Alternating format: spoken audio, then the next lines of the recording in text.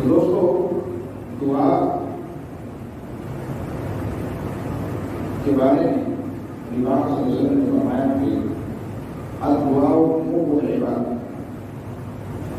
دعا عبادت کا نوز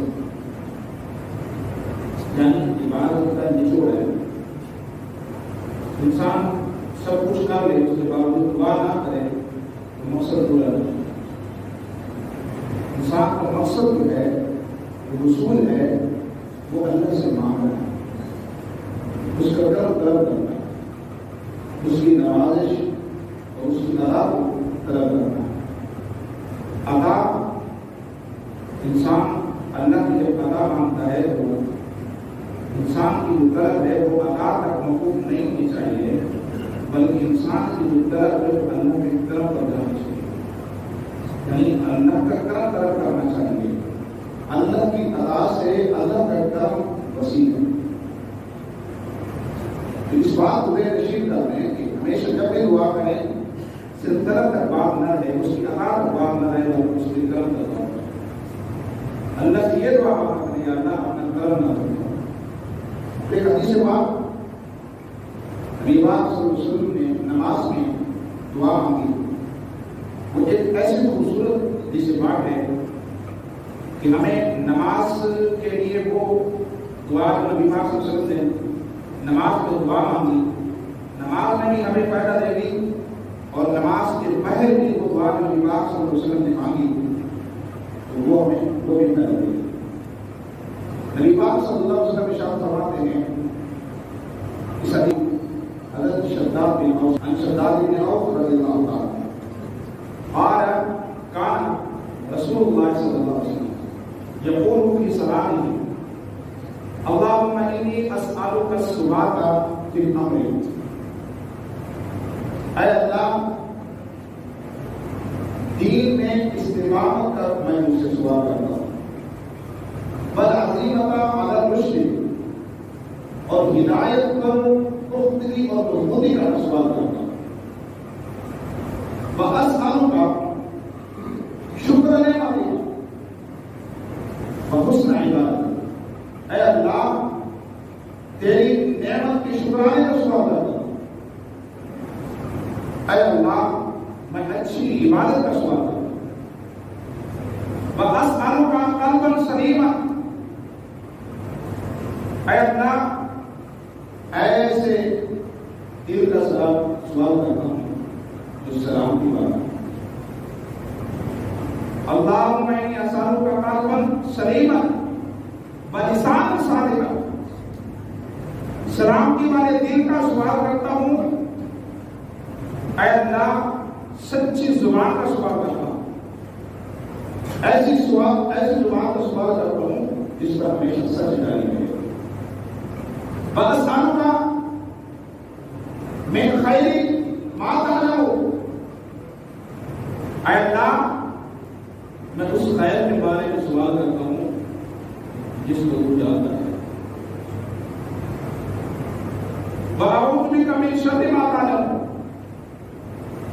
یا اللہ اس برائی سے پناہ مانگتا ہوں جس کو تو بھی جانتا ہے۔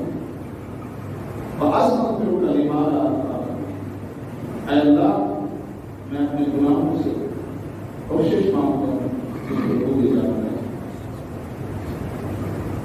تو جو حدیث پاک ہے نبی پاک صلی اللہ علیہ وسلم نے نماز میں ان چیزوں کا ذکر فرمایا اور اللہ سے سوال فرمایا۔ یہ چیزیں اللہ سے نماز کے اندر یقول کی صلاح کی، اس میں آتا ہے کہ نماز کے اندر نبی پاک صلی اللہ علیہ وسلم یہ دعا۔ اب سوچیں گے سوال کریں گے کہ نماز کے اندر دعا کیسے؟ یاد رکھیے جب آپ نماز مکمل کر رہے ہوتے ہیں تو آخر میں جب آپ دعا کرتے ہیں رب اجعلنی مقیما الہ ہے، اس کے ساتھ آپ عربی میں اور بھی دعا مانگ سکتے ہیں۔ آخر میں رب اجعلنی کی جگہ یا رب اجعلنی کی بعد آپ کوئی بھی دعا جس کو آپ مناسب سمجھتے ہیں اللہ کی بارگاہ میں اس کا کرم اور اس کی طرف اس کی ادا مانگنا چاہتے ہیں تو آپ نماز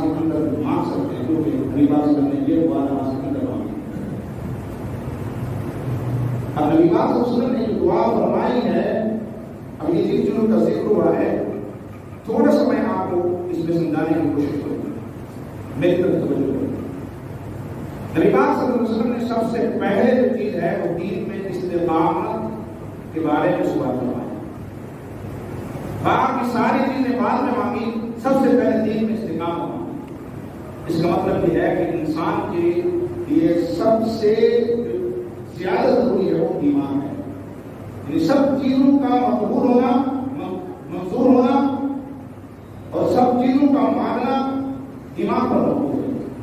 اگر انسان کا ایمان مضبوط نہیں تو سمجھ میں انسان کو کچھ بھی نہیں ہے اور اس ایمان میں کوئی فائدہ نہیں.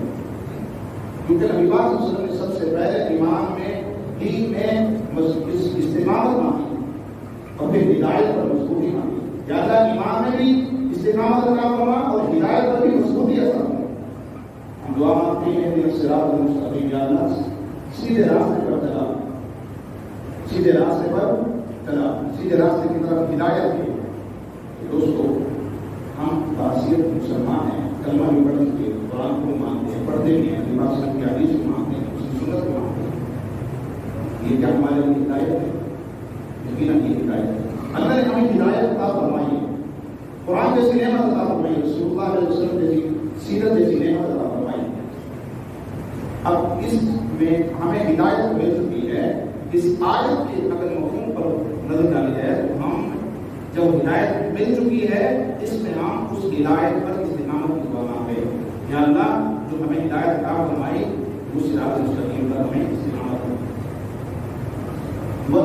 اور اس میں دوسری چیز جو مانگی ہو، ہدایت پر عظیمت پختگی ہے، ضروری ہے. جب انسان کو اللہ ہدایت عطا فرمائے تو انسان کو چاہیے اس پر ڈر جانا چاہیے، کسی قسم کی لڑکار نہیں ہونی چاہیے.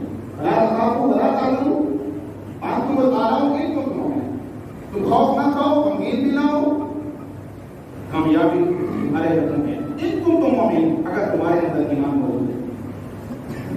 اور پھر نبی پاک صلی اللہ علیہ وسلم نے جو اللہ سے دعا مانگی ہے وہ شکر لینا، یا اللہ تیری نعمت کا شکر.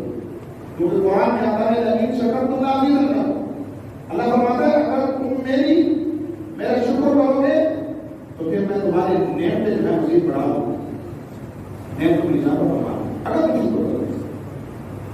بھلے کفر تم ان عذاب شدید، اگر میری شکر کرو گے تو پھر عذاب میں میرا بہت سا. اس لیے نبی صلی اللہ علیہ وسلم نے اللہ کی نعمتوں کے شکرانے کی دعا مانگی اور حسن عبادت کی دعا، اچھی عبادت کی دعا. بس ترجو خیرات، نیکیوں میں سب کا اختیار، اچھی عبادت کی طرف آؤ. اس طرح نبی صلی اللہ علیہ وسلم خاص کا قلب سلیمہ، ایسے دل کی سوال کرتا ہوں جو سلامتی والا. اس کا مطلب یہ ہے قلب سلیم کسے کہتے ہیں کہ انسان کا دل گناہوں سے، کینے سے، دکھ سے، ٹکوری سے، ہر قسم کے گناہ سے انسان کا دل پاک اسے قلب سلیم ہے. یعنی گناہوں سے پاک دل کے سوال کرتا ہے، ہر قسم کی، چاہے وہ ایمان کے لحاظ سے ہو، چاہے وہ ایمانات کے لحاظ سے ہو، کسی قسم کے گناہ میرے دل میں ہو. یا اللہ سب چیزوں سے دل کی سلامتی مانگو، یعنی میرے دل ہر چیز سے سلام کیا جاتا ہے. ہمارے روزمرہ کتنے ہمیں کبھی قلب سلیم بھی مانگا، زیادہ ہمارے دل کو صاف ہوا، ہمیں قلب سلیم مانگا. بلسان کے ساتھ لباس فرمایا، یا اللہ میں سچی زبان کی تجھ سے سوال کرتا ہوں، ایسی زبان عطا فرما جس پر سچ جاری ہے، جس پر جھوٹ نہ ہے. پھر نبی پاک صلی اللہ علیہ وسلم نے فرمایا من خیر ما تعلم، اس خیر سے، اس بھلائی کے بارے میں سوال کرتا ہوں جس کو تو جانتا ہے.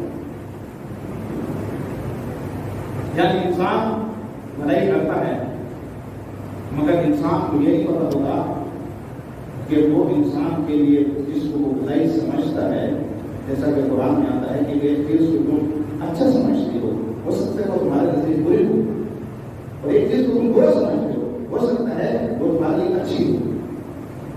اس بات کی خبر ہے اللہ کو ہے، یہ چیز اللہ بہتر جانتا ہے کہ کون سی چیز ہمارے لیے بہتر ہے. یا اللہ جو جس کو ہم خیر سمجھتے ہیں اس کو بھی جانتا ہے، جس کو ہم شر سمجھتے ہیں اس کو بھی جانتا ہے. کون سی چیز بہتر ہے تو مجھے پتا ہے.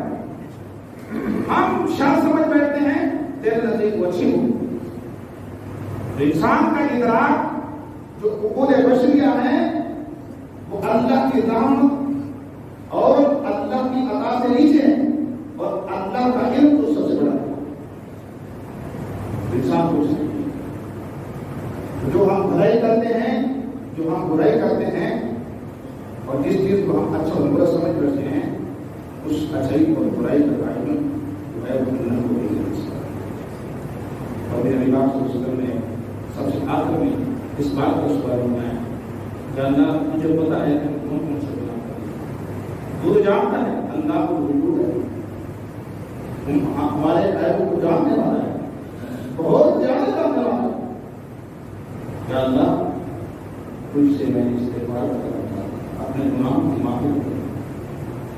दोस्तों, इस हदीस का खुलासा ये हुआ, नबी पाक सल्लल्लाहु अलैहि वसल्लम ने जो दुआएं मांगी हैं, नबी पाक सल्लल्लाहु अलैहि वसल्लम को अपनी दुआओं की जरूरत नहीं है, क्योंकि अंबिया मासूम होते हैं, और अल्लाह ताला कुरान में फरमाता है कि इन्ना फ़तहना लका फतहन लियग़फ़िर लका